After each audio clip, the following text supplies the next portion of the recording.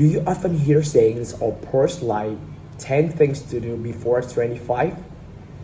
That's because 25 is usually the age when we transition between working and taking care of our family.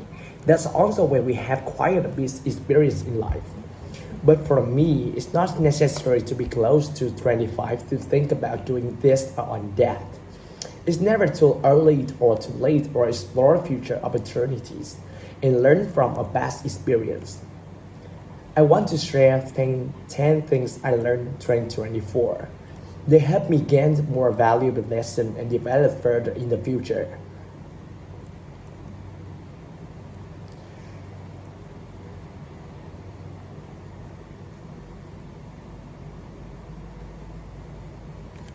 The first lesson I learned is also the one I cherish the most. Change takes time. If I didn't know this, I probably wouldn't have had the patience to learn and drop the lesson below. Do you remember the last time you set a big goal? Maybe you wanted to lose weight, save money, or learn a new skill. At first, you were excited, right?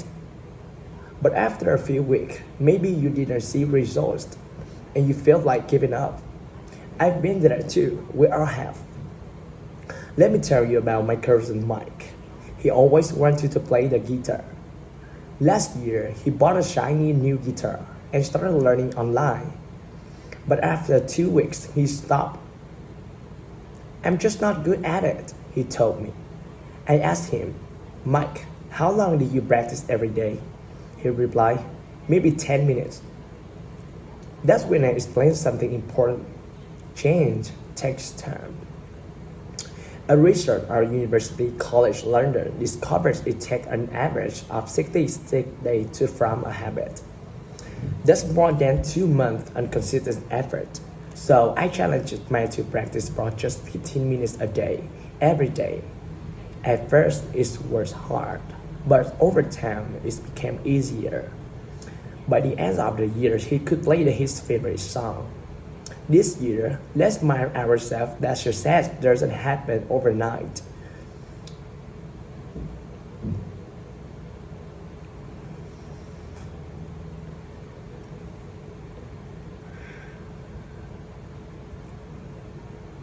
Self-care is also a thing worth paying attention to.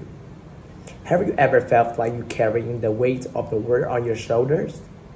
Last year, I had to balance work, families, and personal goals. I thought I could handle everything, but one day I just crashed. I was so tired that I couldn't even get out of bed. That's when I realized something. If you don't take care of yourself, you can't take care of anyone else. Self-care isn't selfish, it's necessary.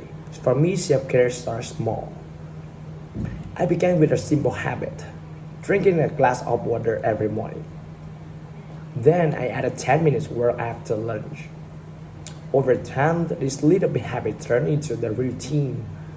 Research from the American Psychological Association shows that self-care reduces stress and improves mental health.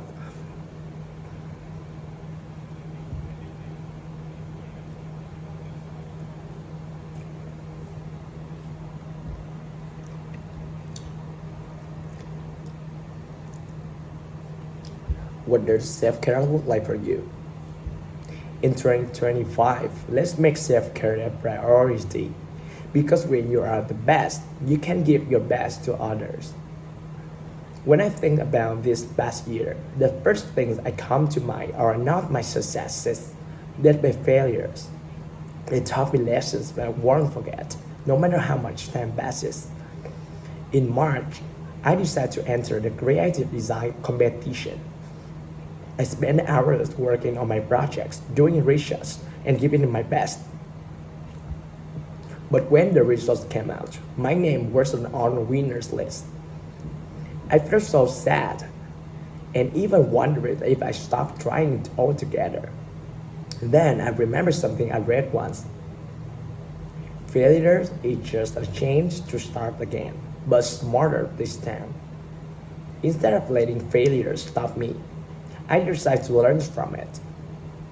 I realized my designs were missing some details and the judges wanted, so I chose a smaller competition to try again. This time, I improved in areas where I failed before, and I won second place. Failures aren't the end of the road. They're steps that help us grow. Every mistake teaches you something valuable. If you're scared of failing, you may miss your chance to improve. Think about your own failures this year. How have you grown? Write them down, and you see that even mistakes have to make you stronger.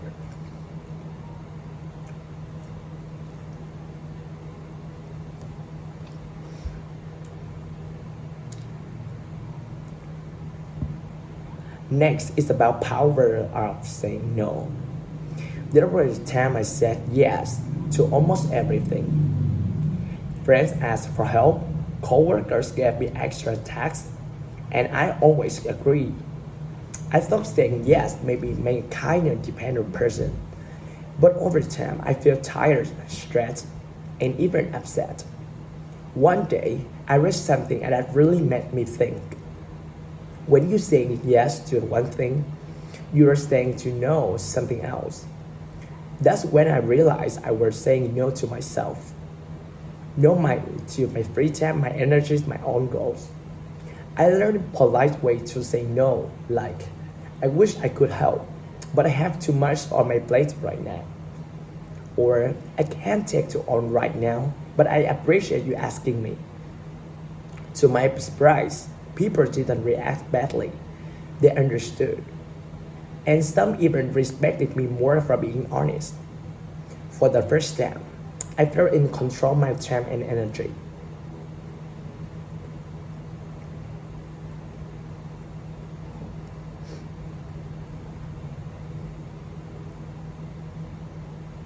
Gratitude has a quiet but powerful way of transforming how we live life. It shifts our attention away from what we lack and helps us focus on what we already have. Even on the hardest days, there are reasons to feel thankful. The key is learning to look for them. I walked home after a long, stressful day. Then I noticed the golden glows on the sunset, heard the laughter of children playing nearby, or felt the cool breeze on my face. These are simple moments, but they have a positive impact on me. It's easy to try this yourself. At the end of each day, think of 3 things that make me feel happy or thankful. Here is an example. The first thing, a friendly chat with a loved one. The second thing, finishing a task you work hard on. Lastly, relaxing your favorite drink or peaceful moments outside. When you practice gratitude, you also see more good things around you. They also make your relationship stronger.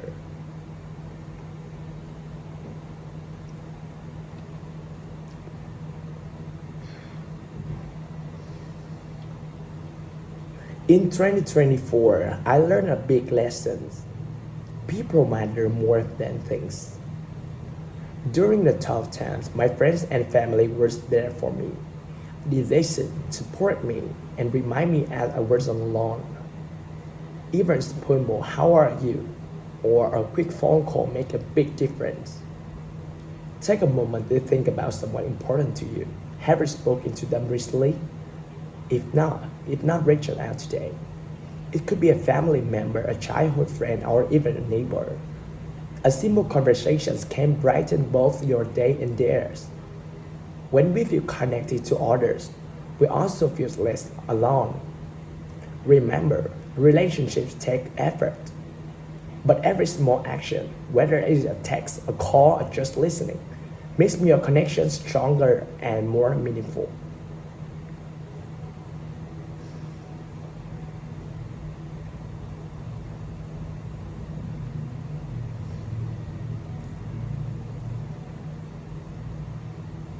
Have you ever thought about digital detox? If not, I believe you need to think about it now. How much time should you spend on your phone? For me, it's really too much. I was scrolling the social media for hours every day, but it didn't make me happy. It made me feel tired. So I decided to take a digital detox. For one weekend, I turned off my phone and computer. At first, it was hard, but then I started noticing I had ignored before. The sound of the wind, the taste of my food, the feeling of being present. In 2025, let's try spending less time on screens. Use that time to do something meaningful, like reading, cooking, or talking to someone you love. You don't have to quit social media completely. Just set limits. For example, turn off the notifications or decide to check apps only twice a day. These small steps can help you feel more in control and less stressed.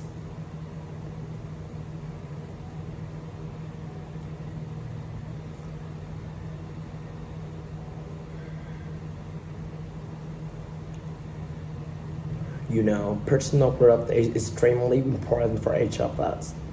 I remember when I started my first job after college. Everything was new to me, and I felt unsure of myself. I was afraid I would make mistakes or not meet expectations. But I kept learning and asking questions. Things started to make more sense. Eventually, I became more confident in my role. And what once seemed impossible became a routine. Growth happens when we step out of a comfort zone. It's like exercising. You don't get stronger by doing nothing. The more you challenge yourself, the more you grow. Every challenge, no matter how hard, teaches you something valuable. You don't need to be perfect. Just take small steps. Celebrate every bit of progress.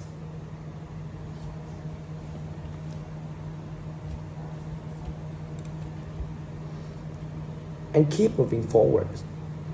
Growth might not always have it easy, but it's always worth it.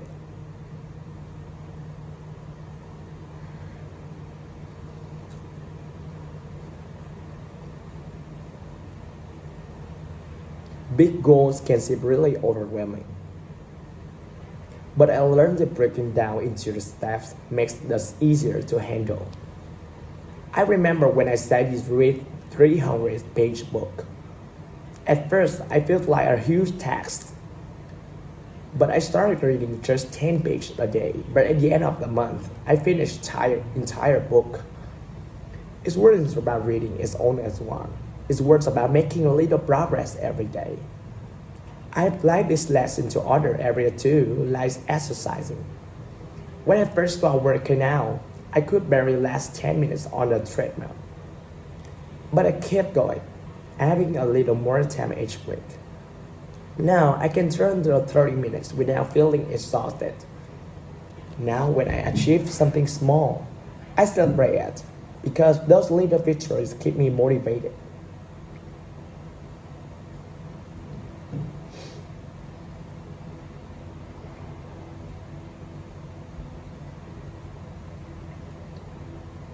The last thing I've learned in 2024, every day is a new opportunity.